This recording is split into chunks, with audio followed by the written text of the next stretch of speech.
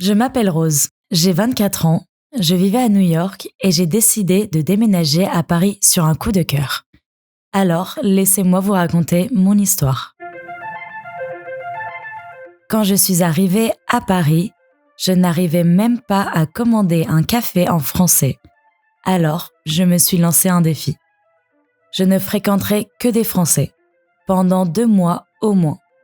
Et chaque soir, j'écrirai dans mon journal tout ce que j'avais appris dans la journée. Une étape à la fois. Ça n'a pas été facile, mais je l'ai fait. Et maintenant, je parle couramment avec l'accent français en plus. C'est mon voyage parisien et français. Si vous voulez apprendre le français autrement et découvrir Paris de l'intérieur, restez avec moi, je vous emmène. Mes parents sont britanniques, mais j'ai grandi en Amérique et je n'étais jamais venue en Europe. Je vous expliquerai pourquoi j'ai quitté ma vie toute tracée à New York pour l'inconnu. Mais d'abord, laissez-moi vous raconter ma toute première heure à Paris. Après un vol de 12 heures, avec une escale, en classe éco, je voulais juste m'écrouler dans un lit et dormir. Mais quand j'ai relevé le volet du hublot et que j'ai vu Paris d'en haut, l'excitation m'a réveillée. Ma deuxième vie commençait. Mon cœur s'est mis à battre la chamade. J'ai souri, les yeux pleins de larmes. J'étais tellement heureuse. Mais ensuite, la réalité m'a rattrapée. Les valises, le taxi, l'adresse et 0 français. Enfin, presque. Je suis arrivée à mon immeuble et j'ai récupéré les clés auprès de l'agent immobilier. J'ai commencé à parler anglais et il m'a regardée avec de grands yeux ronds. Alors, je lui ai dit « Je déménage ici. C'est mon nouvel appartement. » Je lui ai montré mon téléphone en souriant et en paniquant intérieurement. Et je ne sais comment, ça a marché. Il a fait « Ah !» et m'a tendu les clés.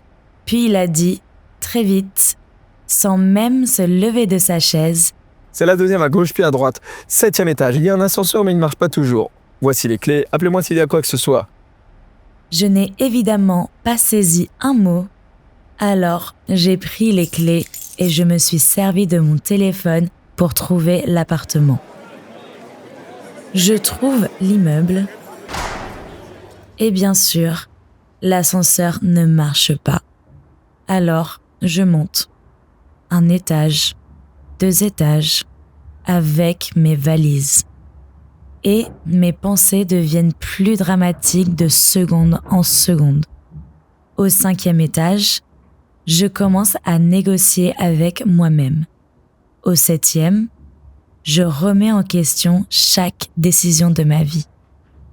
J'ouvre la porte, je regarde autour de moi, l'appartement est minuscule. Genre vraiment minuscule. Je lâche ma valise, je m'assois et pendant un instant, il n'y a qu'une seule pensée.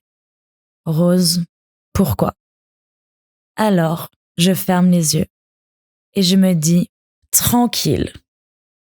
Je me relève, j'ouvre la fenêtre et tout à coup, incroyable, des gens qui rient, des verres de vin, des voix qui débordent dans les rues, des fleurs partout.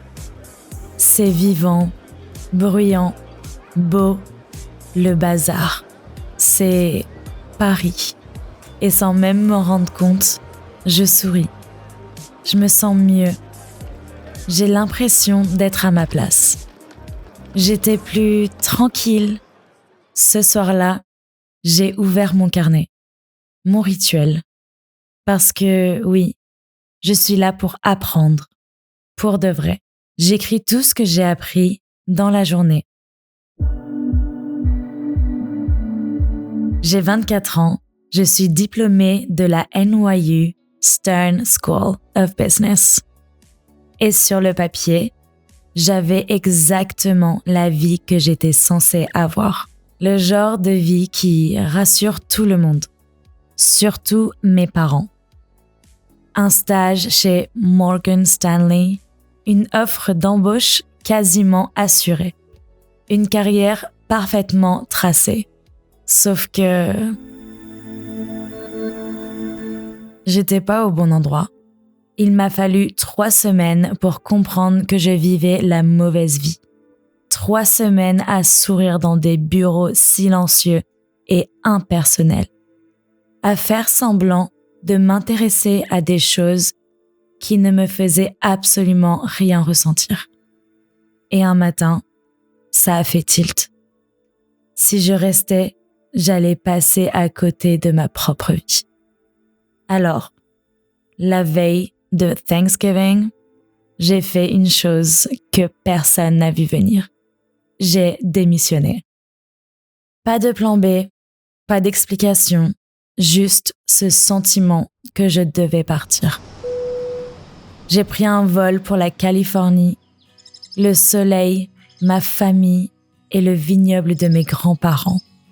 Un endroit où tout ralentit. Et moi, comme toujours, dans la cuisine. Parce que cuisiner, c'est mon truc. C'est là où tout devient simple, instinctif et vivant.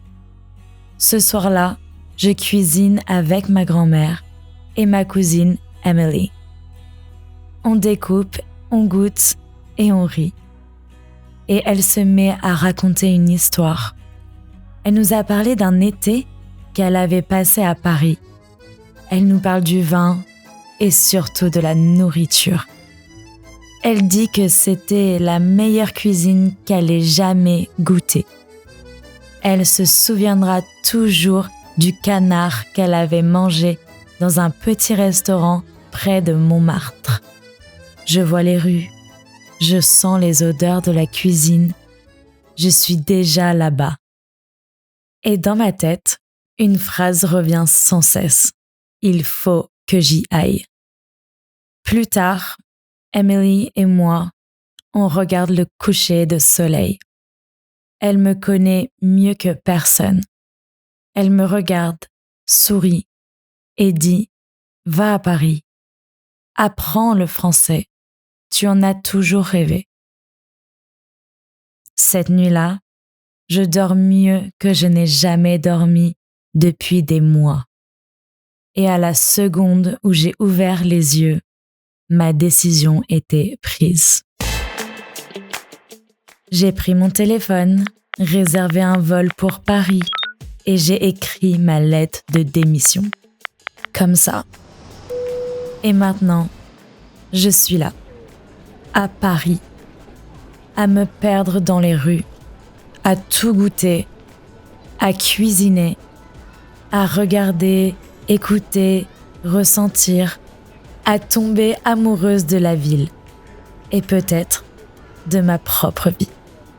Parce que, pour la première fois, je ne suis pas un plan, je suis un désir. Et si mon nom veut vraiment dire quelque chose, alors cette histoire ne fait que commencer.